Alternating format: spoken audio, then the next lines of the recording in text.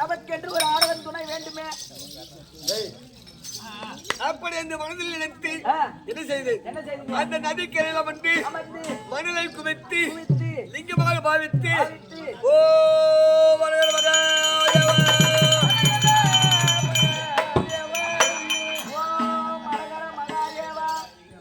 அப்படி பூஜை செய்த பொழுது அங்கே யாரு வந்தால் தெரியுமா?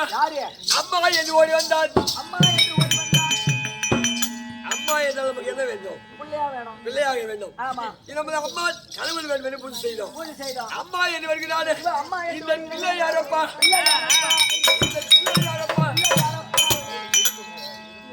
அப்படி என்று அவனுக்கு நாம வெற்றி அவனோடு இரண்டாவது முறையாக பூஜை செய்தேன். அப்போ யாரு வந்தார்? தங்கா என்று ஓடி வந்தார்.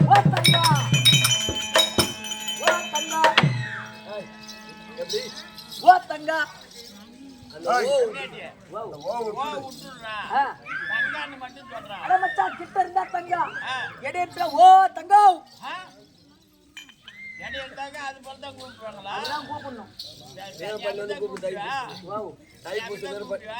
தைப்பூசம் வேற பண்ணி வருவில்ல அங்க வந்து கூப்பிடுறா தங்கச்சிங்கிறா அக்காளுங்கிறா. அவங்க வரமாட்டாங்க. நெத்தியில இருந்து தங்காவை கூப்பிடு கீழே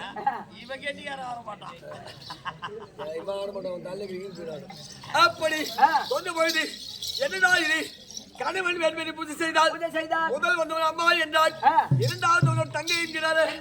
அப்படி என்று மூன்றாவதாக மணலை குவித்து ஓ வரைகிற மகாதேவ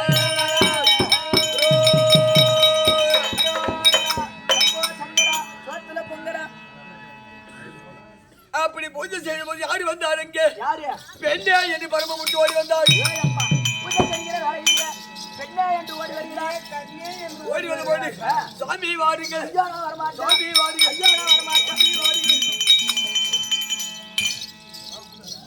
பெண்ணே என்று பரமமுட்டு ஓடி வந்தார்.